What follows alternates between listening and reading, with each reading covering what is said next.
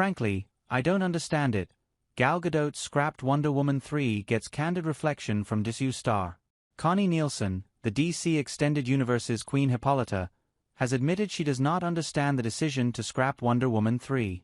Before Wonder Woman 1984's 2020 release, director and co-writer Patty Jenkins revealed that she already had plans for a third movie starring Gal Gadot's Wonder Woman set in the present day and a spin-off Amazon's movie.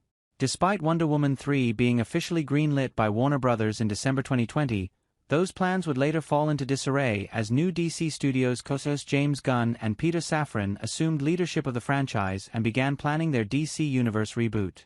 Speaking with Den of Geek, Nielsen admitted her own confusion and frustration over DC Studios' decision to cancel Wonder Woman 3, pointing out that the original Wonder Woman made over $800 million in box office returns, and that the movies were made with smaller budgets in comparison to other DC projects. She suggests the decision is leaving money on the table. Check out her comments below. I think it's crazy. I mean, frankly, I don't understand it.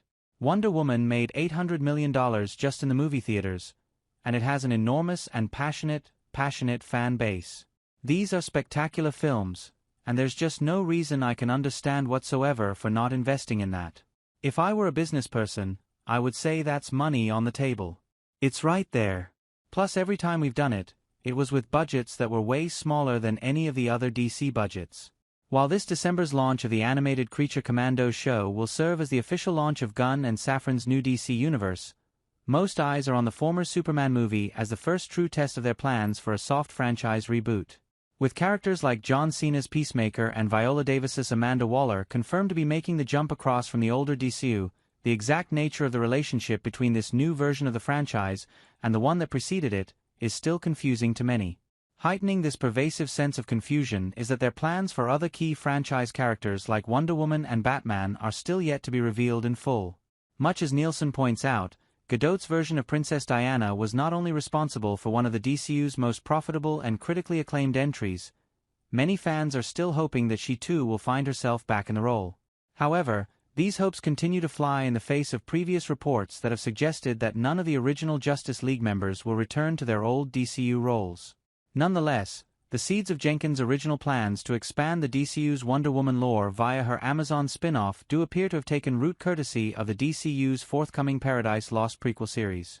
Said to be set on Themyscira in the time before Diana's birth, it is possible that Gunn and Safran may potentially look back to Jenkins' proposed spin-off as a potential blueprint for their own plans.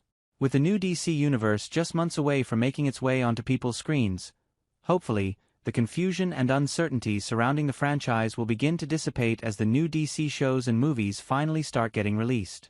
However, with question marks still hanging over the franchise's biggest characters, that confusion may quickly turn to impatience if fans are still left wondering how the DCEU will handle their version of Wonder Woman.